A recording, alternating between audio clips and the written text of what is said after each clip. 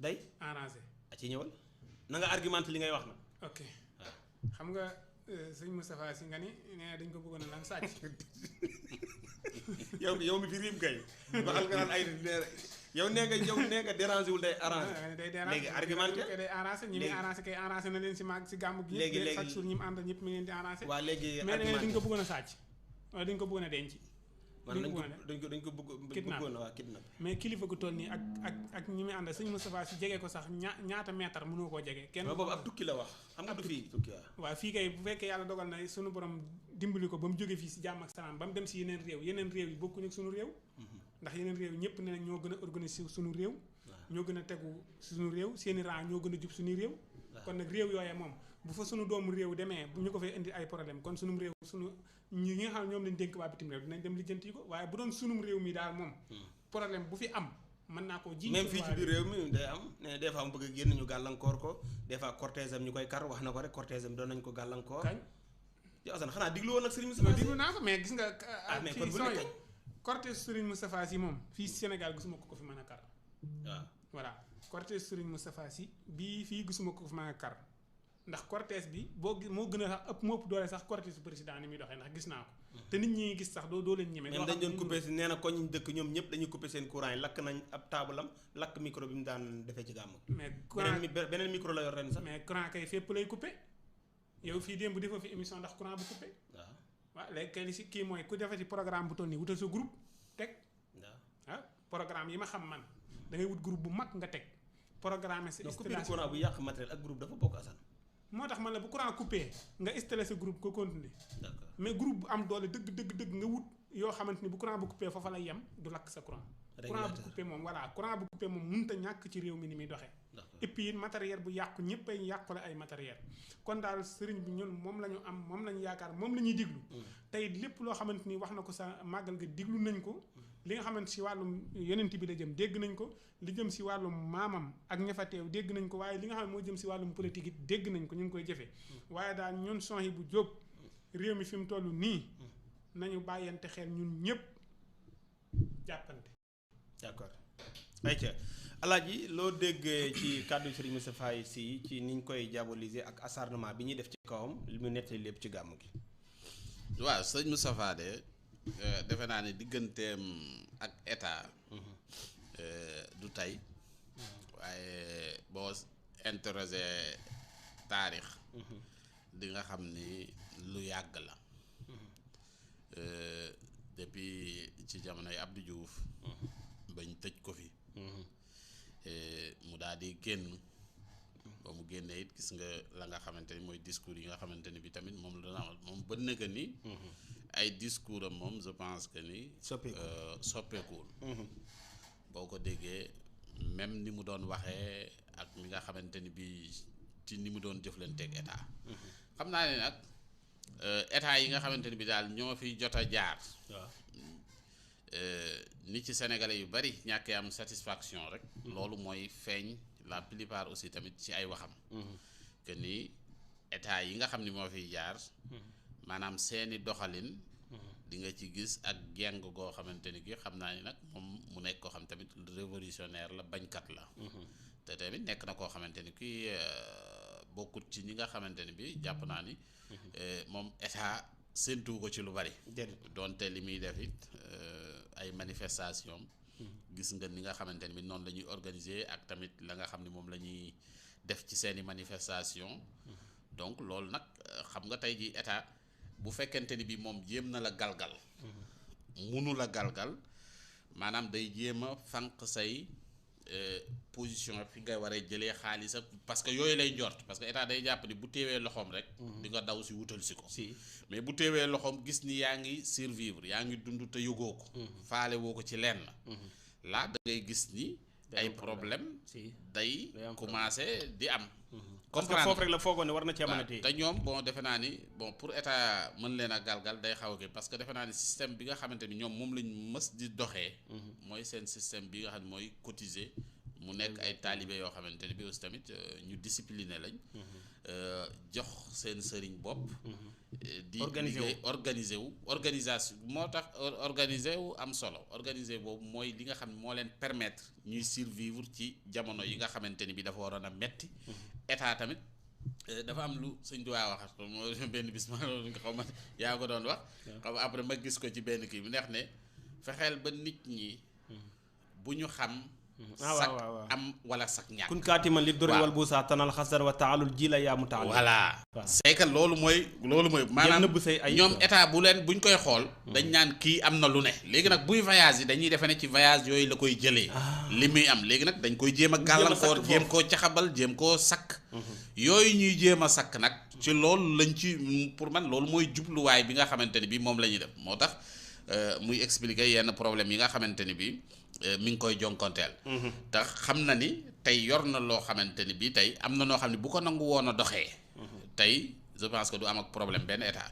parce que état li mu gën a bëgg moom am na ko muy lan mbooloo mooy li état gën a bëgg te fi mu toll nii tey bu nangu woon am na yoo xam ne bu ko nangu woon dina kii léegi nag bañ gi mu ko bañ moo tax nag ñu koy teggal ay ndëgg sërëx xam nga moom daf lay wax ndëgg sërëx yu échoué loolu daf lay wan rek ne la ci biir ñoom ñi ñu nekkal état bi am na ci ñoo xamante ni bi dal loolu dafay sànni ay missiles yoo xam ne pour wan leen ne leen li ngeen di def xam naa ko ak li ngeen di kii parce que li ngeen di tëral man am naa ay information yuy wane ni lii ngeen di tëral ak lii loolu mu leen di sànni nag parce que bu ne dañ ma bëggoon a kii kon kii wuñu ko waaw dañ ma bëggoon a kidnappé waaw kon donc am na lu ñu tëraloon ba tax ñu kii ko donc am na fu mu yëgee mais dal bu bàyyee noonu rek mën nañu continuer mais mën na leen a wax loolu pour wan leen ne leen amut lu ngeen di def taxaw ma ko loolu tamit beneen forme xeex la pour wan nit ki ne ko bu demee ba nit ki yëg ni yow mii kat li ñuy wax fii xam nga ko nooy def ba di ko xam loolu ay problème la yoo xamante ni mooy kii te loolu moo lay wan ne la am na ci biir ay soppe am na ñoo xamante ni bi sax mën nañu bañ a doon xamal tey li doy waar mooy tey mën ngay jàpp ni sax ne bon est-ce que du kon ay mujahidin ñoo koy wax te fekk ne ñooñ sax mën nañoo bañ a nekk sax far tiijaan si comprendre nga mais mën nañoo nekk ay soppeem rek di ko informer di ko jox ay xibaar en tout cas daal li mu wax daal lu mel ni moom gars yi yàgg nañoo tànte ci moom yenn yu bari yoo xamante ni bi aussi tamit te lu jafe la nag pour ñu am ci ndam maanaam nekkul sëriñ ba pare jël position bu leer nañ waaw position dafa leer waaw taxaw ci waaw position dafa leer te da cee yàgg waaw da cee yàgg xam nga yàgg ci leen moo jafe parce que sëñ Moustapha depuis jamonoy Abdou Diouf ba nëga ni mi ngi ci position te ay mbiram a ngi dox waaw te état yi roofaloog état moo compliqué ay affaire am ngi dox ci diggante bi dem na ba taxawal fi télévision Mourchid TV ba léegi ay mbiram a ngi dox te du état du xaalisu état ko doxal waaw te nag am na ñoo xam ne bu leen état téye loxoom tuuti léeg-léeg ñu yëg ko maanaam état moom li mu yor mooy kiyam la yor boo kiiwee rek mu téye sa loxo jéem a fatt tur yi léegi nag moom fii dafa xamut fu mbir yi di doxee. d'accord loolu mooy li nga xam ne mooy problème am. macha allah mi ngi noonu kon daal wax ji noonu lañ ko mën a déggee kon nag comme nee nañ ay yoon tànt nañ ko mu échoué kon daal nañ jàpp ni état bu Sénégal daal am na ay pexe yu muy tëral ngir moom ñu dem ci li nga xam ni moom la ñu mujjee muy mbiru Cheikh Bara Ndiaye. mbiru Cheikh Bara maa ngi gis ba léegi saa gars yi naan saa yow la ñuy xaar saa yow la ñëpp di xaar incha allah dinañ ci ñëw waaye. xanaa gars yi dañoo commencé di waaye léegi mu jeex Assane mbiru Cheikh Bara Ndiaye. gars yi est-ce que du saa la ñuy xaar. waaw non saa la ñuy xaar waaye itamit ñun la ñuy xaar.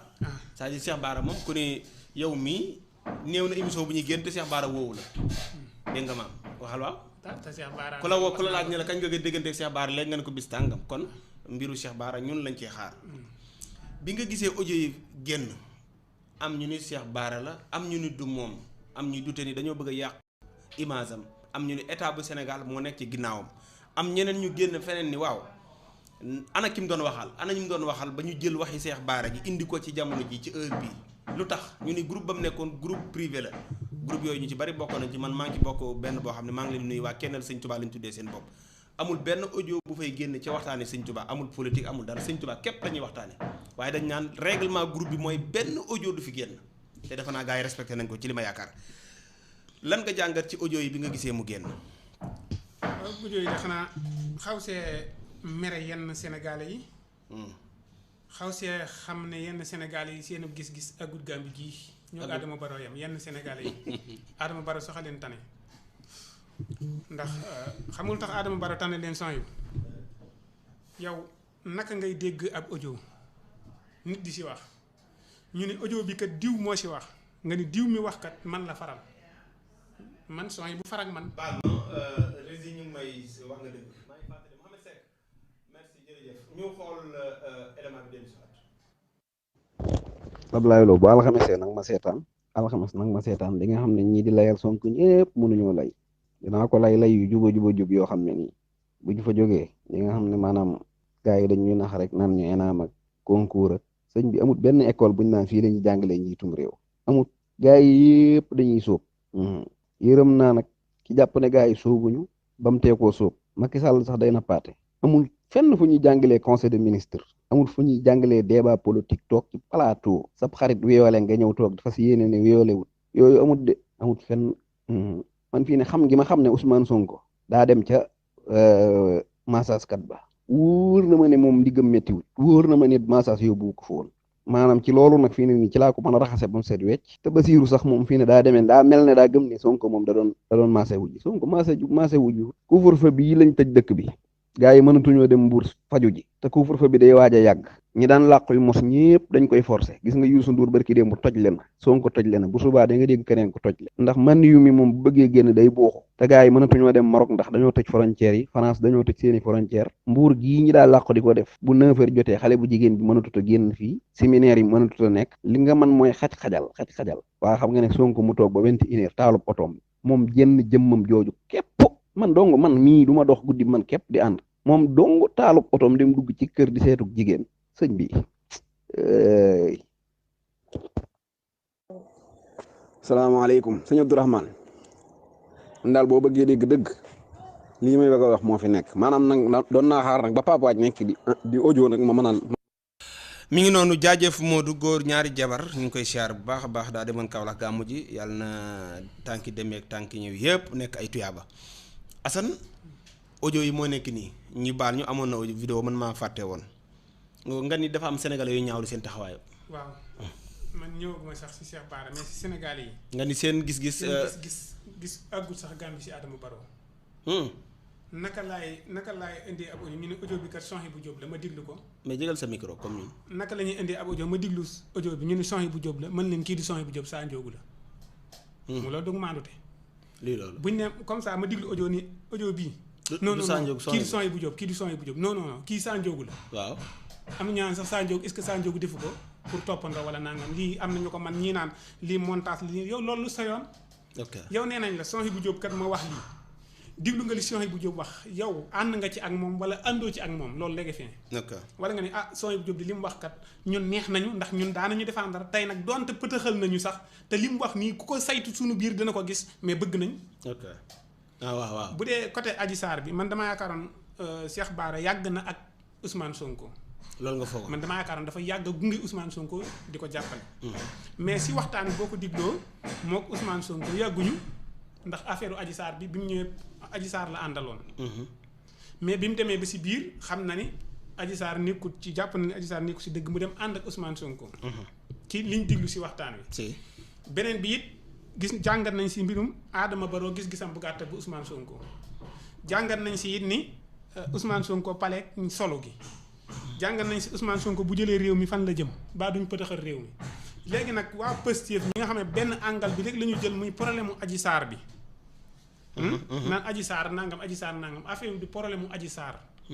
Cheikh Bara dafa ñëw wax xalaatam ci réew mi. wax xalaatam si kan mooy Ousmane Sonko ak taxawaayam.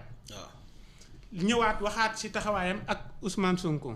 léegi nag lii yàgg na wala yàggut. lu waral ñu génne audio yi moo jaaxal gars yi. non audio yi loolu dara nekku si. man ànd naa ci.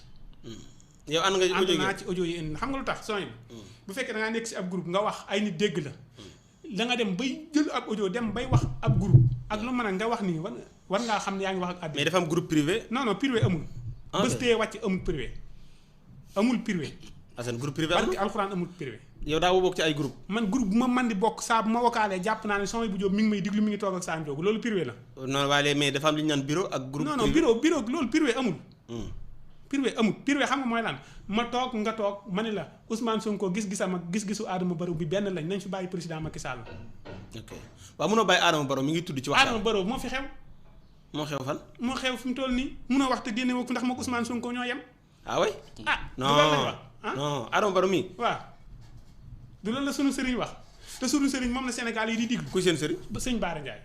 waaw moom la yàlla def mooy sunu sëriñ. waaw nee na. Adama Barrow gis-gisam ak bu Ousmane Sonko benn la.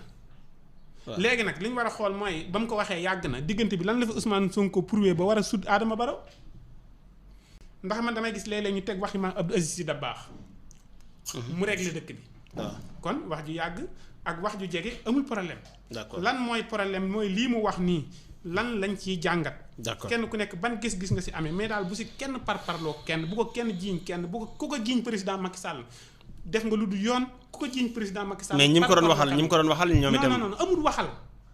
mais non sooy bu saa bu ma toogee ak yow man. waaw lu ma wax ak yow war naa ko mën a wax feneen. waaw jàpp na waxtaan réew mi fi mu toll nii sooy bu lu waaye di wax daa war a leer waaye daa war a jub. waaw mënoon toog ni damaa nekk si groupe WhatsApp kat garaaw dinaa wax lii ñii duñ ma. non mais Assane boo nekkee ci groupe wax fa say waxa ëllëg keneen génn kooku du sa noonu. du sama noonu de. ak kay du sama noonu man maay xool ba xam li may wax ëllëg mën na maa yàqal wala mënu maa yàqal. non mais sa noonu la Assane non war na maa mën a non waxi jàmbur kenn waru koo génn. bañ a kaa génne réew mi nee naa la képp ku yor ab WhatsApp booy boo nga désinstallé ko. kon yow li ma lay jox ci secret yëpp da nga ko génne ëllëg. ah wóorul de yàlla léegi moo xam ndax mën naa koy diglu kenn dégg ko mën na maa teg sama téléphone nii jëndi ndékki keneen jël ko copier ko sotti tegaat ëllëg mu tasaaroo ñu ne Assane ko partage surtout man WhatsApp dafa doy waar. baax na ku ko si mën a def nag nga def ni El Hadj Sa Ndiogou wax damay romb léeg-léeg moytul vocal yi. moytul vocal yi damay conseil ba sonn te xam naa yëmut ci man kon nag Cheikh bi daal ñu ngi koy. ñaanal yëmut ci yow mooy la. yëmut ci conseil yëmut ci dégg nga kon nag Cheikh bi ñu ngi koy ñaanal bu baax a baax lii yàlla na woyof toll dana met dana diis nag ndax lu diis la lu diis gann donte nag diis na kon diis na gann si Sénégal yi am na ñoo xamante ni nag moom dangay gis sax ku toog def vidéo ni non kii ñun la ko wax dëgg la nangam nii laya peut-être naan non affaire bi nag doy na waar de affaire bi wax dëgg yàlla yéeme na man moo tax ku ma woppeewee naan affaire bi ni mu doy waar nii lii man leen demal nga wax ko sa nit ña d'accord man am si problème man moom li mu wax gëm naa lépp d'accord waaw say audio ëllëg bu génnee dëgg raawul sama audio bu génnee naa ko wax di damay taxaw jéggulu Sénégal yi du ma ko wutal lay d'accord damaa juum maa ngi jéggulu ay ja Mamour Diallo audioom génn na barki dem waaw audio ba ñëpp si traité sëñ Bara mi da ko jaral mu dem ba sa Baye Mbaye am si diglu ji audio bi ñëw leeral ñu lan moo nekk si audio bi tey jii ak audioom génn na nañu leeral lan moo nekk si audio bi rek ñun ñëpp ñu xam comme neex ànd si li mu wax comme neex ni ànduma ci daa juum waaye bëgg nañ Cheikh Bara lañ am d'accord loolu di gis-gisu Baye Assane Mesere nee na gis-gisu ñu ci bëree bëri àggul Gàmbi ñu ngi nuyu waa Gàmbi waat bu baax ba alaaji waaw ñu bari maa gis ci commentaire ñu ni yow la ñuy xaar ndax buñ ñëwee sëñ Bara ci réew mi alaaji Sa Ndiogou Mbeng la ñuy wax parce que nag wax dëgg yàlla buñ demee nag ba naan ab comédien tey war nañoo xool comédien kon lu ñuy tekk ci réew mi parce que ab comédien laj bi ñuy wax moo jël benn waay ni ko kat am nga xalaat ci réew mi ndax nii ma lay gisee war ngaa mën a wax fii kooko di wax foofu tey ba Sénégal yu baree bari nee nañu Ousmane Sonko ci kombaam Cheikh Bara participé na ci lu baree bari ci ay analyse ak ay jàngat bi audio yi génnee xam naa jokkoo nga ak Cheikh bi yaakaar naa ko bokk lan nga jàngat ci audio yi ak est-ce que moom laa loola ci sëñ Bara wax. waaw d'abord li may njëkk a wax. mooy Cheikh Bara ci boppam. waaw nit la koo xamante ne bi suñu borom may na ko. may na ko am xel. mu nekk nit koo xamante ni je pense que ni sénégalais yi après ñëpp découvrir nañ ni nit la koo xamante ni kii. ku xelu la. waaw parce que man tamit aussi tamit damay wax ni. awma dara loo xamante ni bi def naa ko ci Cheikh Bara. kay. waaw da nga koy bañ rek mais damay expliquer li ma def awma parce que dafa am lu ma gis. non parce que ñun ñëpp ku wax. nga ni defuma ci yéen dara. fekk kay. non mais dafa am lu ma gis. ci moom waaw. xam nga dafa am lu ma gis ci moom maanaam dañu toog waxtaan. parce que ba may avant ñuy def ak moom émission bi. dañoo doon waxtaan. boobu émission bi émission paj cosaan rek. maanaam ci ay garab rek lañu waroon a. mais Cheikh Bara saa yu ñëwee ñuy waxtaan. nga gis ni nit la ku am esprit libre maanaam di joxe xalaatam ci ay gis-gis yoo xamante ni bi man damay koy xool gis ni li may gis ci moom faraluma ko gis ci ñu bari bi ma ko gisee nag ci moom ma ne ko mais yow Cheikh Bara yow il faut ñuy wax ci affaire yi di ci dugg parfois ci actualité nga ci joxe sa xalaat parce que ni ma lay déggee ngay waxtaan. wax dëgg fa yàlla am nga xalaat yoo xamante ni bi war nga ko partager ak Sénégalais yi. commencement bi dafa bañoon sax quoi pour wane ni lii kat jaru ko ma ne ko non lii il faut ñu koy def après ñu commencé di ko def. di ci waxtaan ay benn sujet et cetera nga gis Sénégalais yi commencé accroché wu gis ni kii di wax ak ñoom kat nit la koo xamante ni kii nit ko sunu borom may xel la. voilà noonu la yëf yi demee. yëf yi nag màgg ba tey mu yegg si fi nga xamante ni fi la yegg si du dëgg. loolu yëpp nag di loo xam ni sunu borom ak ko jagleel. muy xalaat bu rafet boo xamante ni bii moom la ko sunu borom jagleel nag ko nit ñi tamit accepté ko. léegi nag li nga xam ne moom lañ dégg ci penc mi. muy ay audio yoo xamante ni ñëpp dégg nañ ko. waaw li nga xam ni moom la ñu wax du dëgg.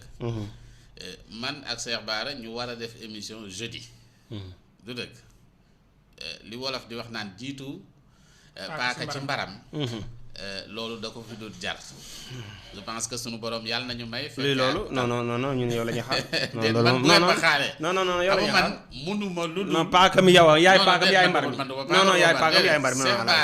na leer na leer alaaji. non xam nga loolu su ma ko defoon sax nit ñi war maa weddi. lu tax parce que li tax nit ñi war laa weddi mooy. nit ki ngeen dégg dara rek. man ma ñëw rek ne maa ngi ciy analyser maa ngi ciy wax. mais te war a def ak moom émission jeudi. yow bi affaire bi woo kii woowoo ko. waaw woo naa ko loolu man ak moom. waaw léegi wax ñu li ngeen wax. non alaaj loolu man ak moom la. léegi nag. waaw. Cheikh Bara nag day jàngat ci jàngatu jàmm léegi bu ñekkente ne bi def na li muy def ba pare. léegi man li ma mën a promettre Sénégalais yi. yi nga xam ne ñi ngi may bëgg a déglu tey. suñu defee Cheikh Bara émission ba pare ba mu wax ay waxam ba pare. maanaam jeudi. waaw. ajjuma ci kàttanu borom bi. man danaa ñëw avec tamit esprit bu libre sans pour autant que ma jéem a tappale wala ma jéem a kii mais joxe sama xalaat. ci li nga xamante ni bii moom laay dégg. yow da nga ko bëgg a déglu ba mu wax ba pare. dama ko dégg comme sénégalais yëpp parce que fi mu toll nii. du ma ko jiitu fenn mais damay bàyyi ba mu wax ba pare parce que ay audio rek laa dégg gum xamaguma histoire bi exactement nu mu demee du dëgg. nañu bàyyi ba nga xamante ni bii nag moom ñëw na. ba def émission ba pare bu boobaa nag ci biir émission boobu nit ku ne am na nu muy déggee nit ñu ne am na nu ñuy waxee bu boobaa yow it nga daa dee ñëw joxe sa xalaat nag ci mbir moomu. mais comme que fi mu toll nii ay audio lañ jékki-jékki partagé. xaw ma fu audio yi jógee ak nu mu demee. du dëgg. waaw nañu xaar rek ba boobu nañ ñu may rek. non nga xam ne en tout cas incha allah rabbi daal tegal li ñuy mën a promettre Sénégalais yi daal tegal suñu loxo na teg suñu loxoy dara rek. non li ñu mën a ñëwal ci benn audio ci seen loxo waaye mooy ñëwal ci benn audio. waaye li may promettre ñaari Sénégalais audio yi bàyyi ko sëñ Bara ñëwal ci benn audio. li may promettre Sénégalais yi mooy. dañu ci waa léegi may ñu benn audio. déglu ba li ñuy promettre Sénégalais yi mooy may ñu benn audio. non li may promettre Sénégalais yi mooy. waaw. incha allah ci kàttanu borom bi. waaw Cheikh Bara moom bu ñëwee moom dina débattre ci audio yi. yow bu ci débat léegi bu ci nangu wax yow di nga ci wax. amul tey non dana ci wax lii dina ci wax bañ a wax Sénégalais yaa ngi koy xaar. ah donc lii dana ci wax. waa léegi may ñu benn audio. waxee picc du ma si wax nag. léegi may ñu benn audio. lii. léegi may ñu benn audio. non lii dana ci wax. waaw may ñu benn audio. non amul benn audio booy bàyyee. may ñu benn bàyyi ba mu pare rek incha allah sooy bu mais jeudi lépp dina leer. jeudi incha allah lépp dina leer ci kàttanu borom bi. en tout cas daal nit ñi dinañ xam parce que dana wax bu soobee yàlla. d'accord fi mu toll nag moom gars yi ku nekk nga rappi pour bëgg koo jël. pour coupe circuit ñu maanaam. pour waaw parce que Séeri Taaw moom nee na saa askanu yow lañ doon xaar. askan wi luñ bay xaar man du soobee.